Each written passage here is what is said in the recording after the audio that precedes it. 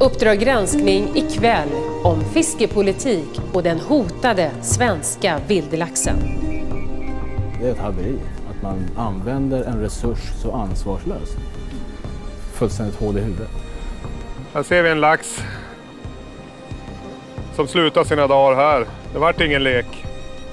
Jag förutsätter ju att människor är ärliga så att man då använder fisken i sitt egna hushåll, och då kan det ju inte vara jättestora mängder. Ja, här var det några laxar, va?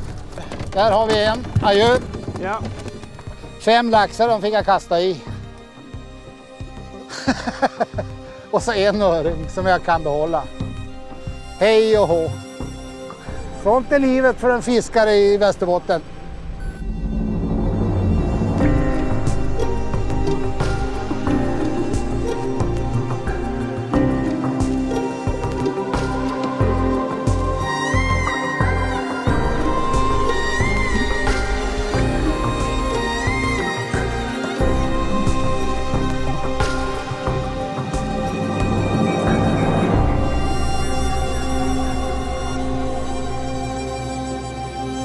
Det här är den atlantiska stören som länge var en av de viktigaste matfiskarna i Sverige. Sedan 100 år tillbaks så är den utdöd här. Och det berodde helt och hållet på oss människor på grund av hårt fiske och för att störens parningsplatser blev uppdämda och förorenade. Och det kan ju verka osannolikt, men om ett par generationer så är det kanske bara här på museum som vi kan se den svenska vildlaxen. För idag är den utrotad eller starkt hotad i alla våra älvar utom 5. Man satsar stora pengar på att rädda beståndet, bland annat genom utsättning. Men till vilken nytta? I ett av projekten vi berättar om i kvällens program så har man räknat ut att priset för varje återvändande vildlax är 107 000 kronor styck. Sverige hyllas internationellt för sin fiskepolitik och ministern Eskil Erlandsson talar om vårt land som en toppnation på området. Samtidigt så håller det svenska yrkesfisket på vildlax och vildlaxen själv på att försvinna. Hur hänger det ihop? Våra reportrar Fredrik Laurin och Sven Bergman berättar. Det är ett haveri. Man måste bara ta tag i det här, för det är ett resurslöseri som är helt otroligt hur man får hålla på. Det förstår jag inte, hur man kan tillåta det. Jag begriper det inte. Det är fullständigt hål i huvudet. Att man hanterar en resurs på det här sättet. I would say we are among the top 3, maybe gold medalists.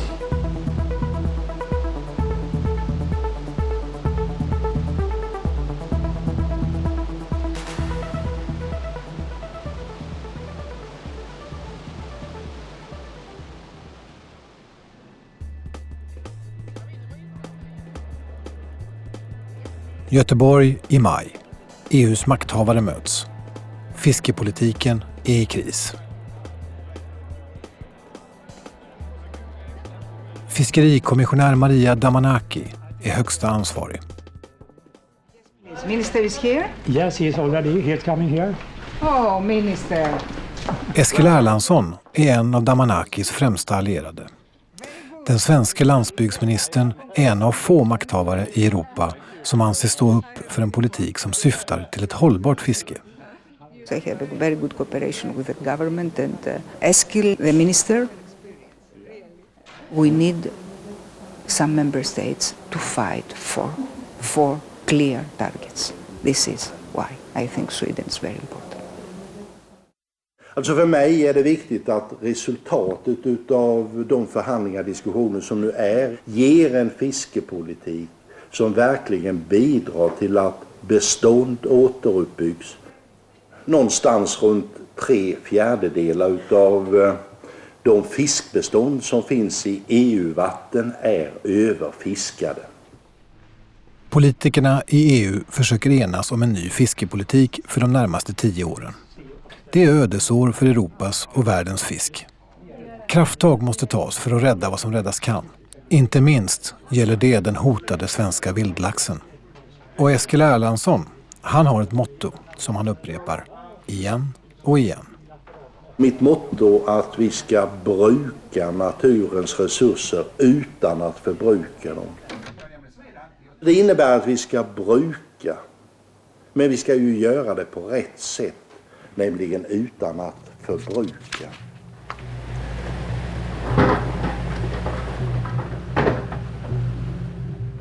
Jag blir bara så urbota trött på Eskil Erlandssons floskler och med hans bruka och inte förbruka. Eskils slogan är bara som rent trams som inte har minsta förankring i verkligheten. Det är ett urland. Här händer absolut ingenting.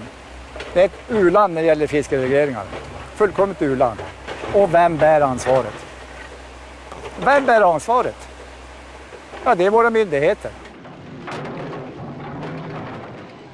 Han är arg. Arg på laxpolitiken, arg på minister Erlandsson. Men låt oss ta det från början. Vi är i ett litet biflöde till Moälven. En älv som rinner ut i Östersjön vid Örnsköldsvik. Här fanns en gång i tiden, före massafabriker, flottrensning och utfiskning, massor med lax. Det skulle det kunna göra även idag. Nu ser ni det här Forsman, där försöker bygga ut de här storstenarna här och bredda det som går där. Ja? Den här höstdagen handlade om att återställa en sträcka som under 1800- och 1900-talet rensades och rätades ut för timmerflottningens skull. Nu läggs sten tillbaka och fåran breddas för att skapa bättre och större uppväxtområden för lax och öringyngel. Ja, det här behöver vi inte skämmas för. Det ser ju inget roligt ut nu, men det ger effekt på tiden. Så är det. Har vi en död älv, det är ingen som vill flytta hit.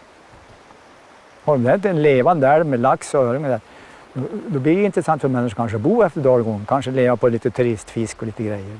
Då har man ju förutsättning.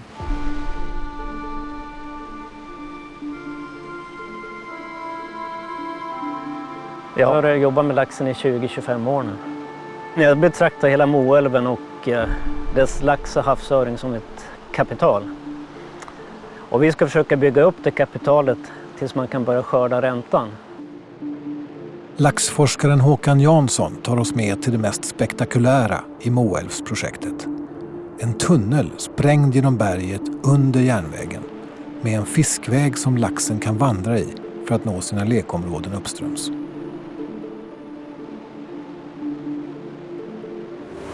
Ja, vi har byggt en laxtrappa. 132 meter lång. Varav 100 meter går en tunnel genom berget. Kostat 11 miljoner. Sedan 2006 har 28,5 miljoner satsats på att återställa den naturliga miljön och utsättning av lax i Moälven. Till största delen skattekronor. Det finns bara en hake. Oerhört få laxar tillåts återvända till Moälven och därmed blir det mycket få nya laxar. Fiskräknaren registrerar varje lax. De 3 senaste åren beräknas att färre än 300 laxar klarat att återvända till Moälven. Slår man ut kostnaderna är priset svindlande, över 100 000 kronor för varje återvändande lax. Ja, det är klart, frustrerad har jag varit besviken. Jag har lagt ner väldigt möda. Men så här långt har resultatet varit magert. Och jag har ju räknat på det där och kommit fram till att endast 0,02% av alla utsatta yngel kommer tillbaka som vuxen lax. Och för att få ett självreproducerande bestånd så behövs i storleksordningen 30 gånger så mycket. Nu börjar vi förstå varför Bo Öhman är så arg. Han ser en helt annan verklighet än den som beskrivs i ministerns slogan om att bruka, inte förbruka. Man landar på en prislapp på drygt 100 000 per lax. Vad känner ni för det? Ja, det är osannolikt. Det är osannolikt. Det är helt otroligt alltså. Och vem ansvarar för det här? Är det till vår kära jordbruksminister Eskil Erlandsson? Någon måste bara ta tag i det här, för det är ett resurslöseri som är helt otroligt hur man får hålla på. Vad vill du säga till Eskil Erlandsson? Vakna upp och se sanningen i vitögat. Vad är det som försiggår det här? Det satsas massa statliga pengar för att återskapa det här. Och sen så sopas det bort från okontrollerat fiske. Moälven är inte unik. Läget för vildlaxen i Östersjön är katastrofalt. Men så har det inte alltid varit. När den här gubben spetsade sin lax i Nämforsen myllrade Östersjön och dess älvar av lax. En kvalificerad gissning är att det fanns 5-10 miljoner vildlaxar i vårt innanhav för 1000 år sedan.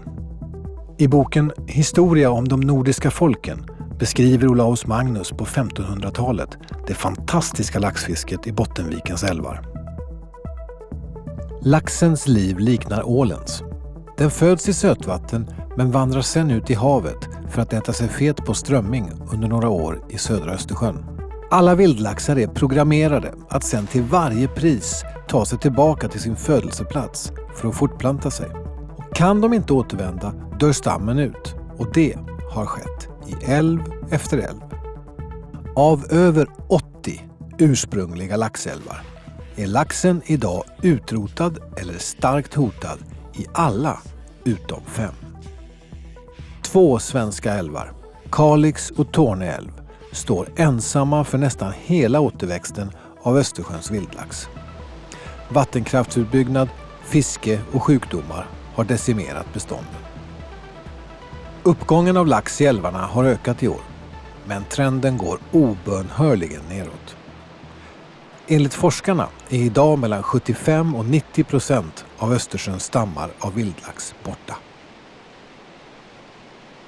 Ja, tyvärr måste man säga att den mår väldigt dåligt för tillfället. Det har varit en period på 15-20 år när antalet vildlaxar i Östersjön har minskat.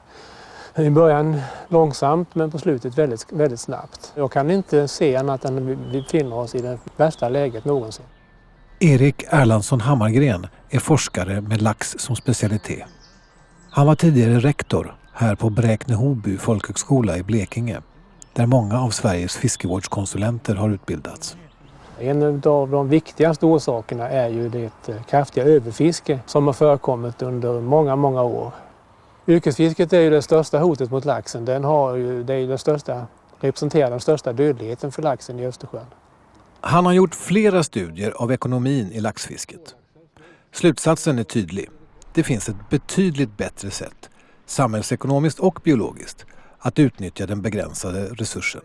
Nämligen turister som sportfiskar. Sportfisket har den fördelen att det tar betydligt mindre av den resursen som finns. I Mörrumsån så gjorde vi en undersökning 1989 och det visade sig då att den genererade vid det tillfället totalt 50 miljoner kronor. Det kan jämföras med yrkesfisket som genererade cirka 12 miljoner. På den tiden så fångade man över 100 000 fiskar i det svenska yrkesfisket. Och det jämför vi då med fångsten av kanske 1500 laxar i Mörrumsån som gav 50 miljoner.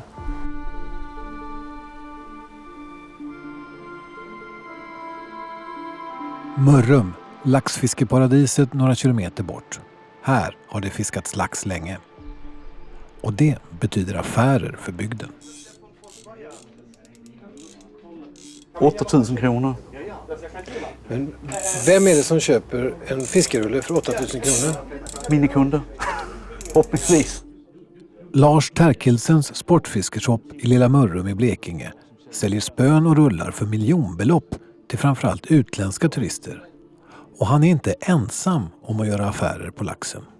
Ja, det är väldigt mycket som heter något med laxen. Massage som heter relax. Lite finurligt. Vi har Ica-laxen som ligger där uppe. Konsum heter inte något med laxen.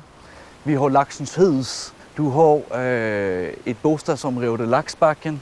Och jag tror Mörrums hockey heter väl också laxarna. Men laxen det är inte bara ett skämt utan det är på riktigt viktigt för ekonomin i Mörrum. Det är jätteviktigt. Alltså tidigare där vi hade relativt gott om lax på 90-talet. Där såldes i storleksordningen 18 000 fiskekort per år.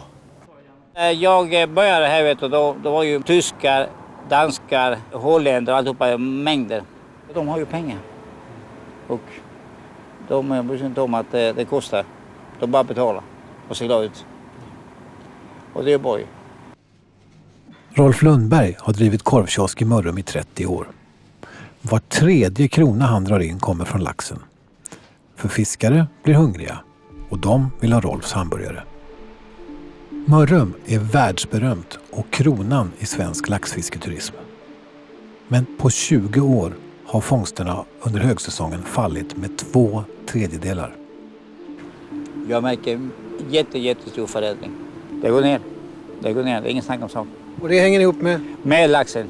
Försvinner laxen så försvinner många här. I de flesta svenska laxälvarna ligger det ännu sämre till. Som i Kågeälven.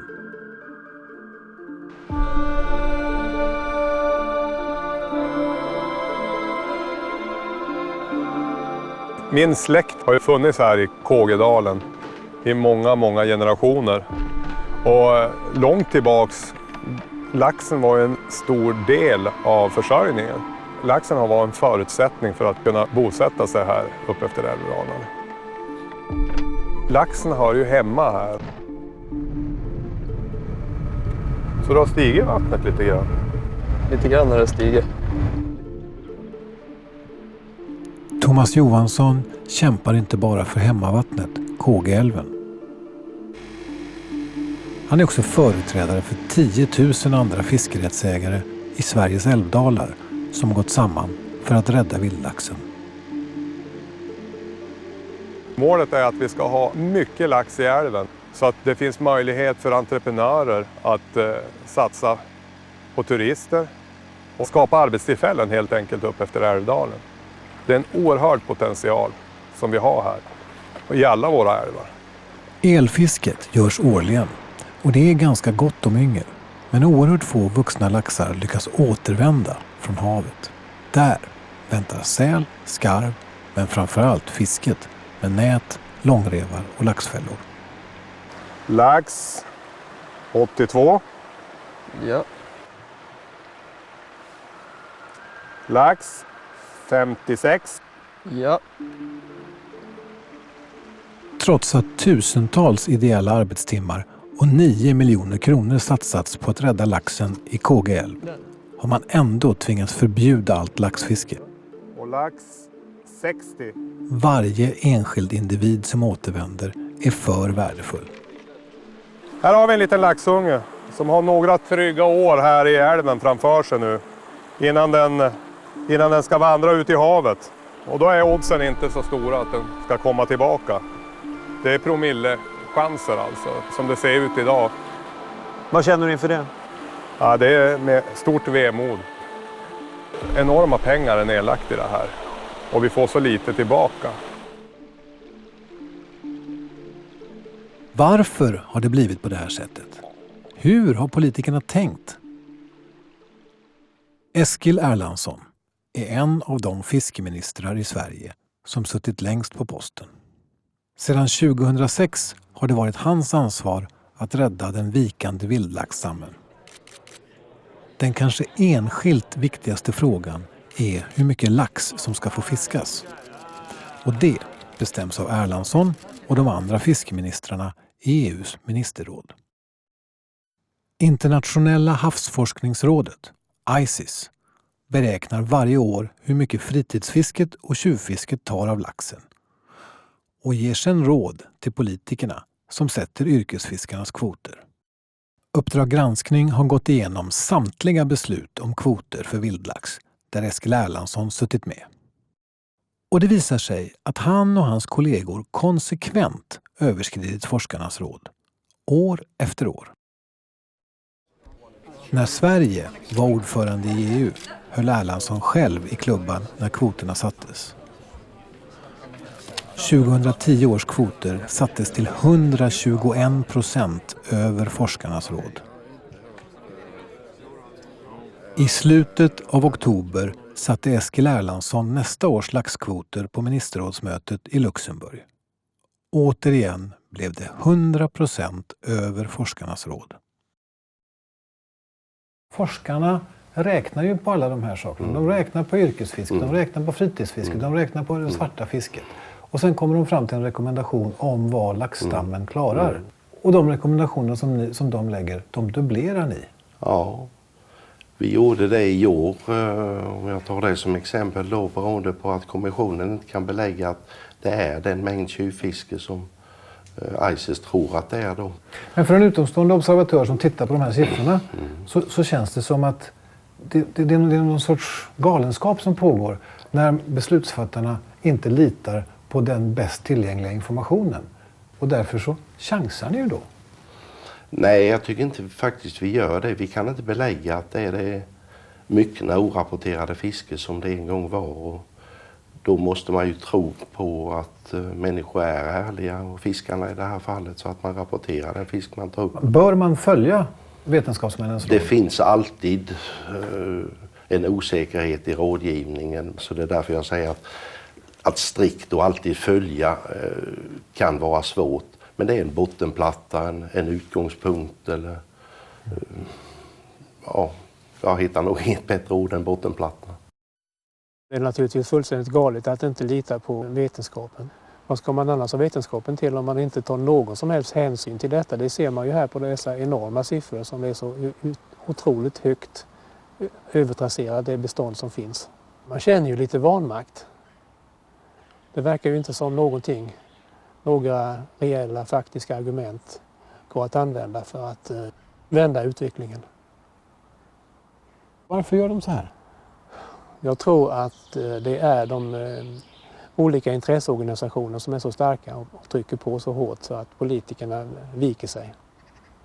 Är det här ett bra sätt att rädda Östersjölaxen? Vad beträffar Östersjölaxen har vi ytterligare att göra. Där har vi absolut. Andra arter har vi ju kommit väldigt långt, men just vad det gäller laxen så har vi ytterligare att göra. Men är det ett bra sätt att ens rädda yrkesfisket? Det är ju ett sätt att i någon mån se till att vi har ett yrkesfiske kvar och att de på så sätt kan hålla en apparat igång som kan ta hand om den myckna fisk som jag och jag tror alla med mig hoppas på att vi inom en snar framtid ska ha också vad gäller laxen i Östersjön. Yrkesfisket var alltså det som skulle räddas med att ständigt överskrida forskarnas råd. Men resultatet av politiken är någonting helt annat.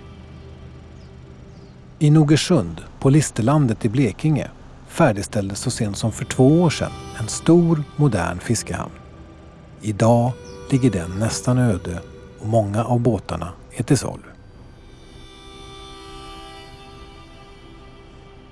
På kyrkogården i Mjällby, några kilometer från Nogersund, står och vilar 5 generationer Mattisson.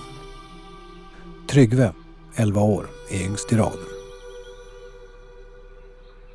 Det är min farfar. Han var fiskare. Och han var fiskare. Och jag var fiskare. Och han är fiskare. Och Tryggve? Och Tryggve, han har inte börjat nu. Ska inte börja. Tryggve ska inte börja? Nej. Varför inte? Det är ingen framtid. Det har man insett ju. Ingemar och Roland Mattisson är några av de sista svenska laxfiskarna i södra Östersjön. Den 5 mars i år, efter att de hade landat 1100 laxar i Nogersund, var kvoten slut och Hav- och vattenmyndigheten stängde fisket. Ja, men en pinnig krok här. I en sån låda så ligger det 500 laxkrokar.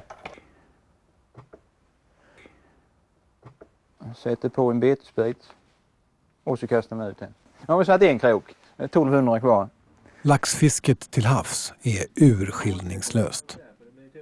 Drivlinornas krokar tar både de odlade laxarna som satts ut av kraftbolagen och de hotade vildlaxarna. Och därför stängs nu fisket.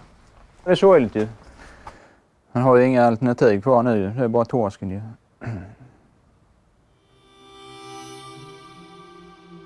Så är det.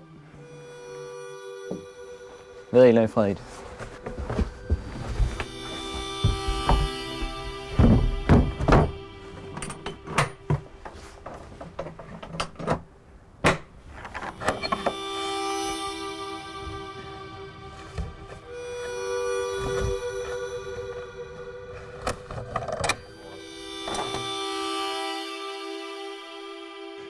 Minns ni Moälven?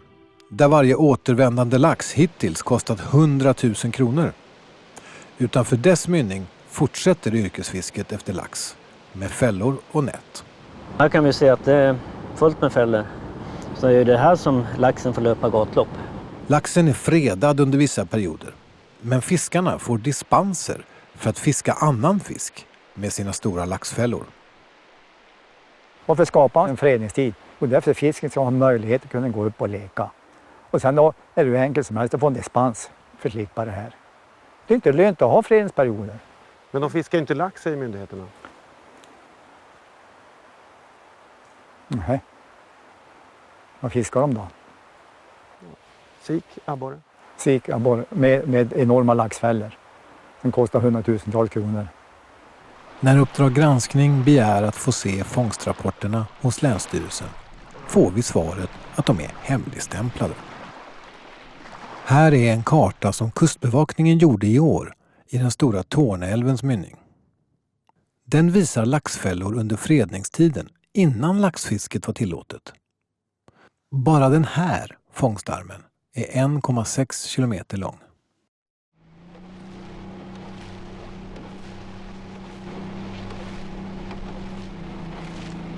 Vi följer med yrkesfiskaren Lasse Larsson i Bureå söder om Skellefteå. Också han är arg. Det jag säger nu, det står jag för till 100%, så det är inga problem. Men först ska han vittja sina laxfällor. De har kostat 160 000 kronor styck.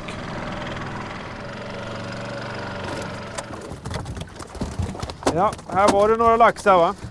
Där har vi en. Adjö. Ja. Sommaren är över. Laxfisket stoppats sedan länge. Därför får inte Lasse behålla laxen i fällorna. Det var 3 laxar där från den fällan. Adjö. I nästa fälla är det 2 stora och en liten lax. 2 ynkna laxar.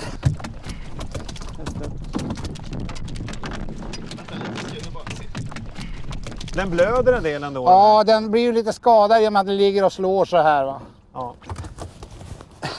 Men vi måste skicka i den så han får överleva. Förhoppningsvis tar de sig. 5 laxar de fick jag kasta i. Och så en öring som jag kan behålla. Hej och hå. Sånt är livet för en fiskare i Västerbotten. Det är bara att kasta i dem. Oavsett om de lever eller om de dör. Men det som frustrerar Lasse Larsson allra mest är att den fisk som han slänger tillbaka, över 500 laxar i somras, får fångas av andra som inte är yrkesfiskare, men som ändå får fiska med samma typ av yrkesredskap som han. Det handlar om fritidsfiskare, så kallade husbehovsfiskare, och de behöver inte rapportera en enda av alla laxar de fångar. Jag då som ska försöka leva av det här kastar i lax. Sen kan andra grupper i samhället ta reda på samma lax som jag har kastat i. Då kan man helt plötsligt ta upp den här laxen som jag har kastat i. Alltså det går inte in i den här lilla skallen. Det skulle vara stoppat för länge sedan, va? Sådana saker. Med fritidsfiske med yrkesmässiga redskap. Men säger man det, då är man ju en bandit naturligtvis i andras ögon. Ja, det står jag för.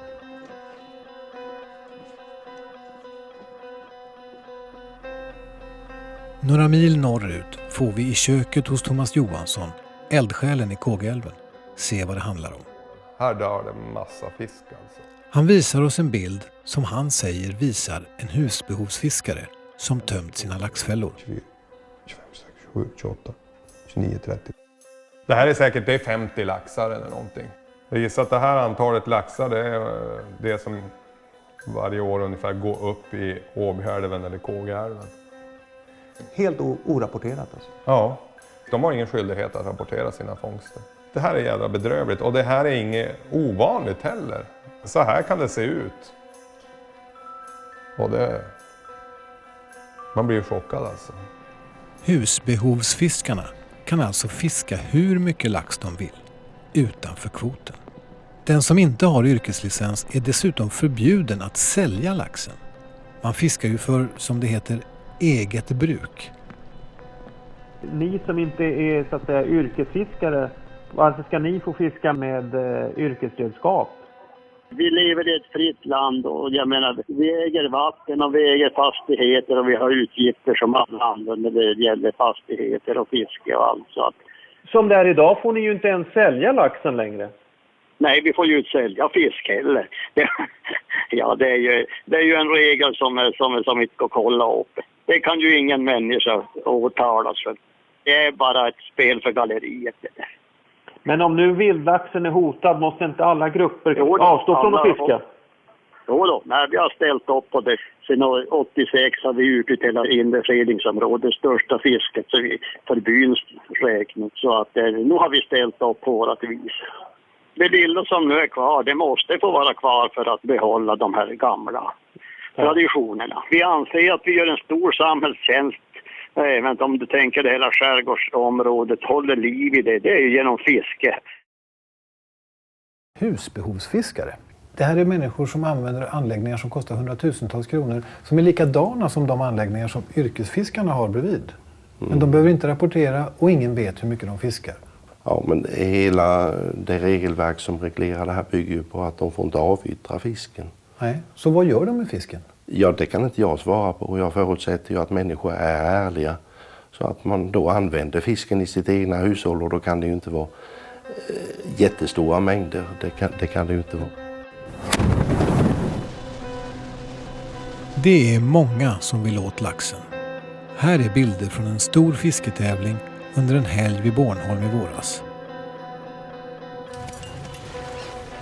Vinnande båten var svensk och nästan 1000 laxar fångades. Både odlad lax och de hotade vildlaxarna. Men än värre är forskarnas uppskattningar av de svarta hål där laxen försvinner. Bara i Polen räknar man med att mellan 40 och 70 000 laxar tas upp utan att redovisas. Till det kommer de lika så orapporterade fångsterna från fritids- och husbehovsfisket. Tillsammans mer än hela det legala yrkesfisket.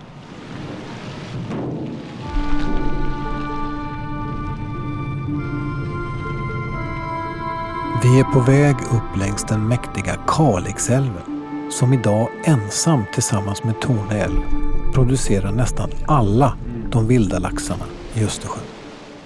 10 mil från kusten når vi legendariska Jokkfall.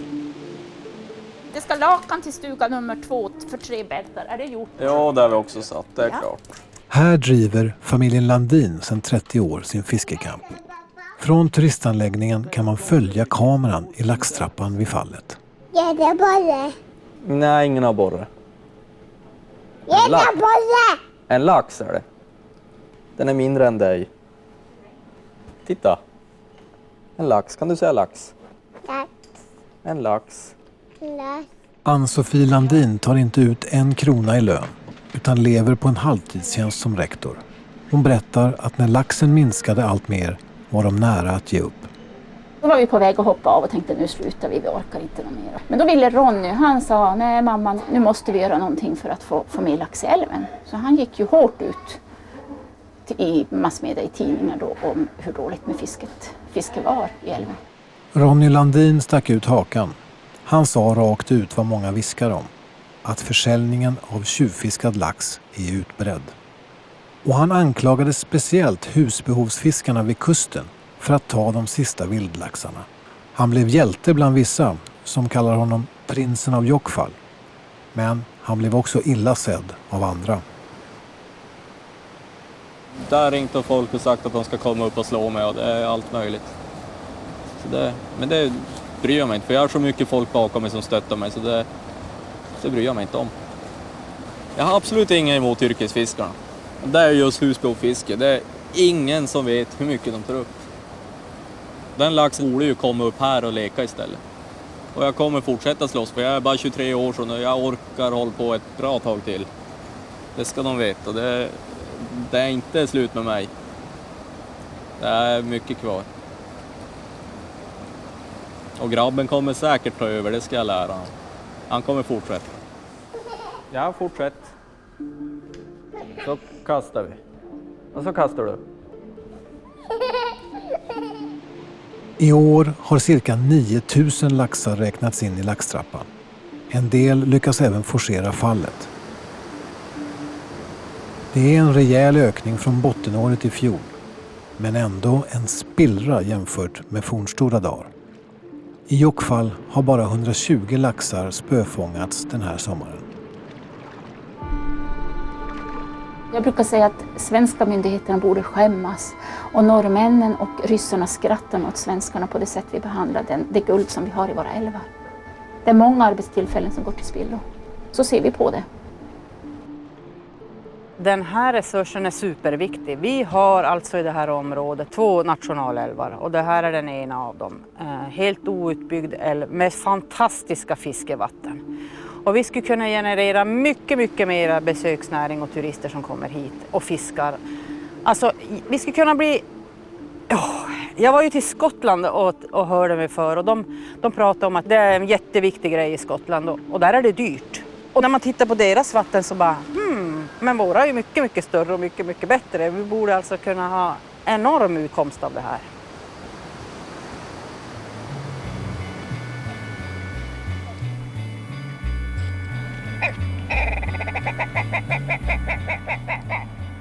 Hösten har nått Skottland och vi har rest till en av många kända laxälvar här, River Dee.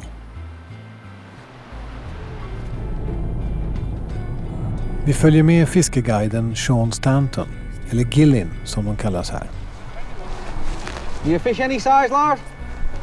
How big were your fish? Well, really from the moment I wake up to the moment I go back to sleep again, all I think about is salmon and salmon fishing. Vi förstår direkt att situationen här är helt annorlunda jämfört med svenska vildlaxälvar som Moälven, Kågeälven och Kalixälven. Vi började fiska vid 8 och redan klockan 9 så hade jag fångat 4 stycken fina laxar. Så det var ju, det är helt fantastiskt. Och när dagen var slut så hade jag fångat 9 stycken och det är ju, jag menar, var kan man fånga det någonstans? Och på andra sidan den lilla älven ser vi Lars Terkelsen från Mörrum få på en lax. Samtidigt som andra laxar hoppar framför vår kameralins.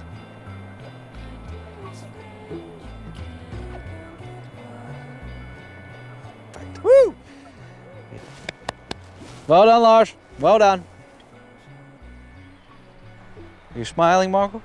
Yes. Good lad. Somewhere between 90 and 100. In 2 days? In 2 days, yes. The fishing has been fantastic for us. På 2 dagar har gruppen fångat lika många laxar på flugspö på sin korta sträcka av River Dee som det i vissa av Sveriges vildlaxälvar vandrar upp på en hel sommar. För 20 år sedan var det kris också här, men tuffa åtgärder som utfasning av yrkesfisket till havs och införande av så kallad catch and release, att sportfiskarna släpper tillbaka fisken, har tillsammans med massivt fiskevårdsarbete gjort att det nu fångas lika mycket lax i älven som på 1930-talet. You know, the River Dee has come back to its former glory now. We have a saying on Deeside, dead fish can't spawn. The salmon is too valuable a resource to be caught only once. The community need salmon angling tourism. The economy needs it. And the fishermen are quite happy to come and fish for the wonderful salmon without the need to kill it. It's approximately 500 full-time equivalent jobs involved in the fishery. They're not all directly involved in the fishery, but they'll earn part of their income from being part of the service industry that supports the fishery, whether it's in the hotels, the bed and breakfasts, the pubs, the petrol stations, the shops, the restaurants. If you look around, you're in a rural economy. Without the tourist trade, this valley would be quite empty. Skotska regeringen räknar med att laxen drar in över 1 miljard kronor varje år till landsbygden. Och River Dee är långt ifrån ensamma om att med radikala grepp ha vänt en katastrof till en tillgång, både för fisken och människorna. Fiskeriexperten Russell Nelson var med om att vända utvecklingen i Florida. All the fish stocks, the populations were very, very much down, creating a lot of conflicts between all the users, everybody fighting over the last fish. Men myndigheterna vågade ta krafttag för att rädda fiskebestånden. De stängde fisket och lät fisken återhämta sig. The year before we started this effort in Florida, economists with the University of Florida estimated that commercial fishing was worth about $1 billion a year to the state's economy, and sport fishing was worth about $3 billion. 15 years later, after some very aggressive management that frankly put some people out of work, eliminated gill nets and a lot of trawls and other damaging commercial type gears, nevertheless, 15 years later, commercial fishing was worth $3 billion a year, sport fishing worth $10 billion a year. Russell Nelson har sett samma utveckling i Mexiko, Costa Rica, Panama, men också studerat svenska förhållanden. I think it's very analogous to Sweden, particularly up in Lapland in the north.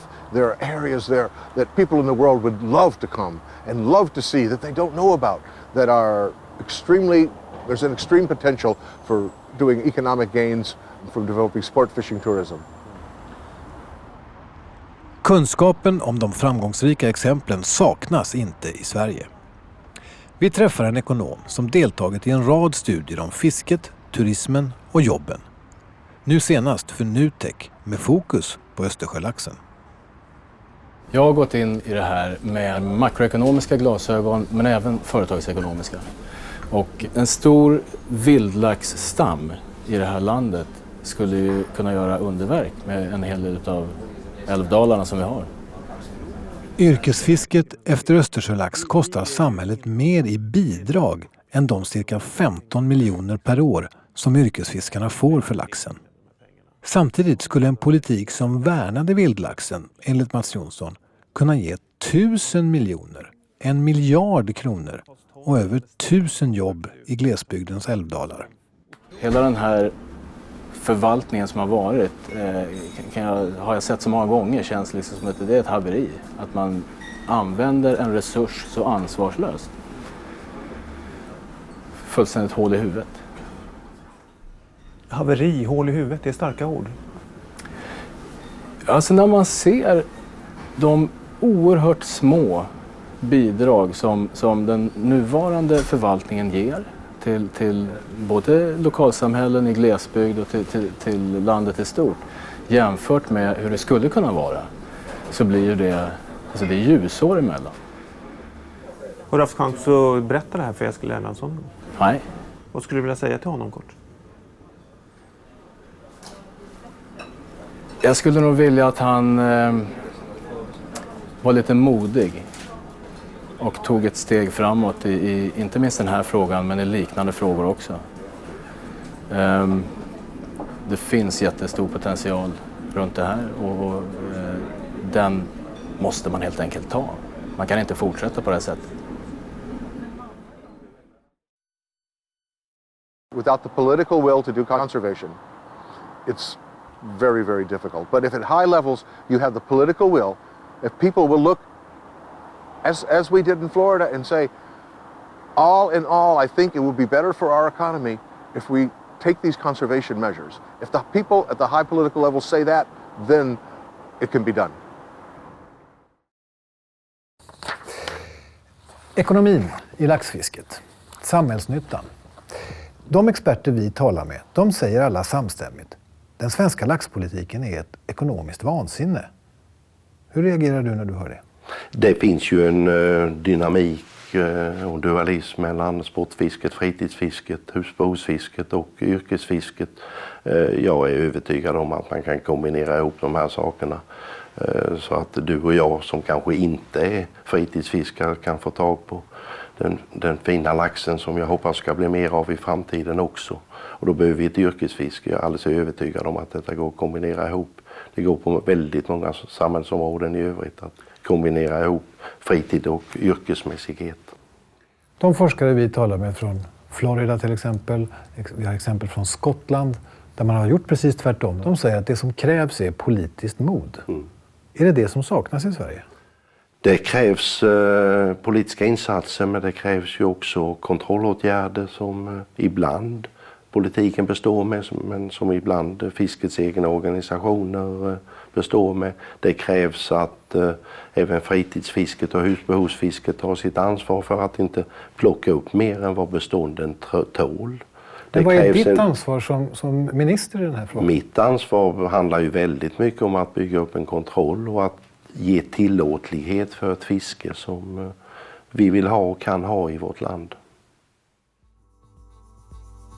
The overall view for me, that is to use the nature's resources without using them up. Use but not use them up. How is Sweden when it comes to sustainable fisheries? Compared with other member states, I would say we are among the top 3. Maybe gold medalists.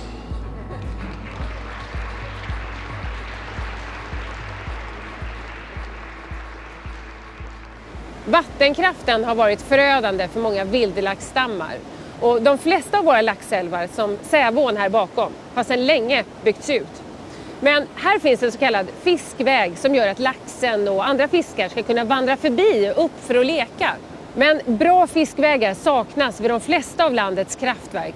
Och om laxen lyckas ta sig förbi så dör ändå en stor del av smålaxarna i kraftturbinerna när de ska vandra ut i havet. Ja, kraftbolagen gör stora vinster, men vilket ansvar tar de för att bevara den värdefulla vildlaxen? Vi kan vandra över här. Där uppe har vi ju då själva dammen. Och när de släpper vatten, när de spiller över vatten, så letas ju laxen naturligtvis upp i den här ursprungliga älvsfåran. Och när luckorna stängs så torrläggs ju det här och det blir kvar lax i de här grytorna. Vad händer med den laxen? Ja, den dör ju. Den dör där. Sven! Jag såg någonting som rörde sig där. Det är 2 10 kilo och en på 8 och sen är det 3 mindre. Några döende laxar, är det något att bry sig om?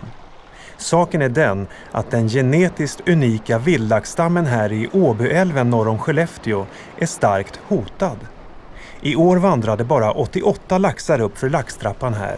Förra året 36. Varje enskild lax är biologiskt viktig. Det stinker ju här.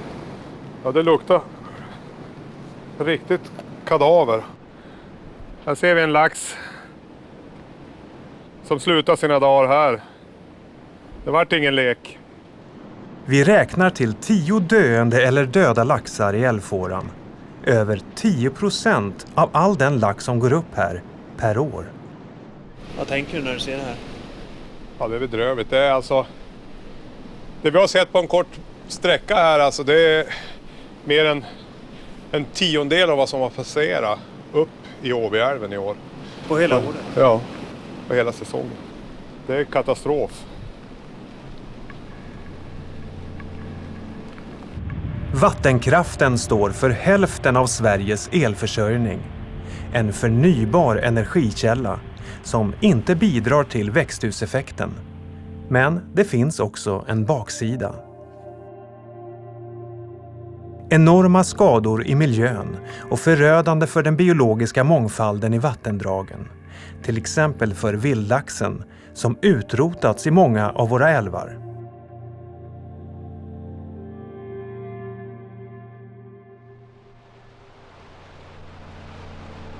En central åtgärd för att rädda vildlaxen och samtidigt flera andra arter som havsöring och ål är att bygga bra fiskvandringsvägar. Det har man gjort vid flera kraftverk i Mörrumsån, som här vid Hemsjö nedre kraftverk. Vi ser här, det är en modern laxtrappa. Hvor man inte har en liten smal laxtrappa, men hvor man har fördelat fallhöjden i en konstgjord kanal. Det fungerar jättebra. Men blir det mera lax av det? På sikt, ja. Och att man har lagt grunden till att man kan få ett kraftigare bestånd och en större reproduktion och en större mängd med vildlax. Men lite högre upp i Mörrumsån är det stopp. Där vill ett annat kraftbolag inte bygga någon fiskväg. Fick vi öppnat upp här så ser man hela vägen upp genom Åsnan och i princip nästan upp till Jönköping skulle det vara möjligt för laxen och öringen och ålen att vandra. De allra flesta älvar och åar i Sverige är utbyggda. Och en pågående kartläggning av Havs- och vattenmyndigheten visar att av Sveriges 2100 vattenkraftverk är det bara 200 som har någon typ av fiskväg. Och av dem så fungerar endast hälften, cirka 100 av fiskvägarna som det var tänkt. Ja, alltså, jag tycker det är en skandal. Vi har 40-50 år nu av forskning som pekar på att det här måste ordnas till. Christer Borg från organisationen Älvräddarna föreläser på Naturhistoriska riksmuseet. Han betonar att fungerande fiskvägar skulle kunna betyda enormt mycket, inte bara för miljön och laxen. Det som inte folk kanske tänker på att när vi får igång de här ekosystemen igen så skulle det i sin tur också kunna innebära faktiskt grunden, förutsättningen för turismnäring, de här avlägsna landsändarna i Norrland framförallt, men överhuvudtaget i glesbygd. Vi pratar enorma potentialer till faktiskt sysselsättning här. Vilket ansvar tycker du att kraftindustrin tar? De tar inga ansvar alls. De gör otroligt lite. Tvärtom så använder man massor med pengar i långdragna juridiska processer för att slippa spilla vatten och bygga fiskvägar. Men varför är det så få fungerande fiskvägar? Ja, man kan säga när du säger att det finns många som är få eller att du säger att de inte är fungerande så kan man säga att det illustrerar väldigt väl att man ska avväga och bygga på de rätta ställena där det verkligen kan göra skillnad. Men fortfarande är det så, det är därför jag hänger kvar i frågan. Det är oerhört få. Varför är det så få? Ja, de kraftstationer vi har, de har ju följt de tillstånd som har varit när man skulle bygga. Och vi har en utveckling där det byggs mer och där man förändrar och där man anpassar produktionen till vad som behövs nu. Men det är viktigt att se helheten. Alla kraftslag har en påverkan på miljön, det går inte att komma ifrån. Men man har bedömt att vattenkraften gör mer nytta än skada och man har byggt enligt den värdering som samhället har haft. Men de värderingar som styr är 100 år gamla. De allra flesta, 9 av 10 av Sveriges vattenkraftverk, lyder under den gamla vattenlagen från 1918. Och i den finns mycket små krav på miljöhänsyn. Nu låter regeringen utreda hur vattenkraften istället ska lyda under miljölagstiftningen. Vi måste modernisera det här. Vi kan inte leva med regler som är äldre än 100 år och i olika lager. Utan vi behöver ha en modern, transparent, effektiv lagstiftning som kan väga av produktionsintressen och miljöintresset på ett modernt sätt. Åter till Åbyälven och de döda laxarna vid Hednäs kraftverk. Det är fruktansvärt. Det är ett enormt slöseri med den här unika laxstammen. Det är helt enkelt bedrövligt. Ett par veckor efter vårt besök skickar det ansvariga bolaget Skellefteå Kraft en förklaring att de misstänker att någon stoppat pinnar i laxtrappan som kan ha gjort att lax hoppat ur trappan. Men varför bolaget låter lax ur den hotade vildlaxstammen ligga och dö i pölarna i torrfåran, det vi filmar, det vill kraftbolaget inte alls kommentera. Och det finns fler problem. De få Åbyälvslaxar som lyckas återvända från havet till älven och sen ta sig upp för laxtrappan för att leka gör det ofta förgäves. Laxungarna växer upp och när de blir då färdiga smolt som det kallas och ska vandra ut i havet efter 3-4 år upp i älven så mals de ner då i turbinerna istället. Och det är ju ett klassiskt exempel som är det stora problemet med vattenkraften. Så inte nog med att vildlaxen allvarligt hotas av överfiske och svartfiske i Östersjön. Laxen tillåts dessutom att ligga och självdö nedanför dammarna eller krossas i kraftverken. Av 2100 vattenkraftverk i Sverige är det alltså 100 som har fiskvägar som är okej. Men då handlar det om uppvandring. Fisken, till exempel laxsmolten, riskerar ändå att bli fiskfärs i turbinerna när den ska vandra ner. Hur många kraftverk i Östersjöälvarna där vildlaxen ska vandra som har fungerande fiskvägar upp och ner, det vet ingen. Bara att de är väldigt få. Och i en skrivelse från bolaget Vattenfall till Länsstyrelsen i fjol framgår med all tydlighet förklaringen. Generellt sett är Vattenfall dessutom mycket tveksam till tanken att återskapa vandringsvägar på grund av att dessa inte enligt vår bedömning är samhällsekonomiskt motiverade eller motiverade ur ett ekologiskt perspektiv. Det är pengarna som styr och vattenkraft är ju oerhört lönsamt. Så pengar finns dels att miljörestaurera, det är viktigt att komma ihåg. Det är inga fattiga bolag som ska göra detta. Pengarna finns. Alltså, du kan inte bygga fiskvägar utan att en del vatten spills förbi anläggningen. Och det innebär att när vi tar beslutet att bygga fiskevandringsvägar så tar vi indirekt beslutet att minska vattenkraftproduktionen något. Vi tar också beslutet i det läget att vattnet ska rinna mer jämnt över året. Det innebär att reglerresursen vatten blir mindre tillgänglig. Är det pengar det handlar om? Det är ett robust elsystem det handlar om. Är det pengar det handlar om, frågan? Jag säger att det är ett robust elsystem det handlar om och sen gäller det då att göra en avvägning. Kostnad mot nytta. Jag skulle säga att många vill säga att det här är pengar i första hand. Jag vill säga att det är fungerande elförsörjning det handlar om. Ja, jag tycker överhuvudtaget vattenkraft är en medeltida teknik som har lagar från 1800-talet. Det är ett helsike. Om du ursäktar uttryck, det är inte klokt. Men vi måste väl ändå ha vattenkraft? Vi måste ha vattenkraft och som sagt, får vi nya lagar som gör att de här måste miljöjustera sina kraftverk så kommer vi fortfarande ha merparten av vattenkraften, den absoluta merparten.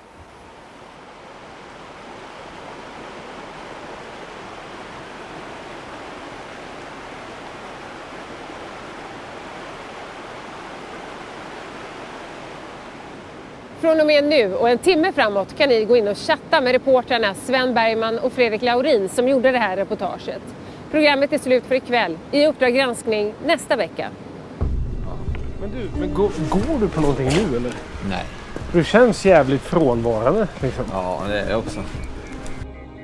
Han gjorde raketkarriär och blev en av de yngsta riksdagsmännen någonsin. 2 år senare dog han av en överdos, trots att han offentligt vädjat om hjälp. Vad hade kunnat rädda William Petzell?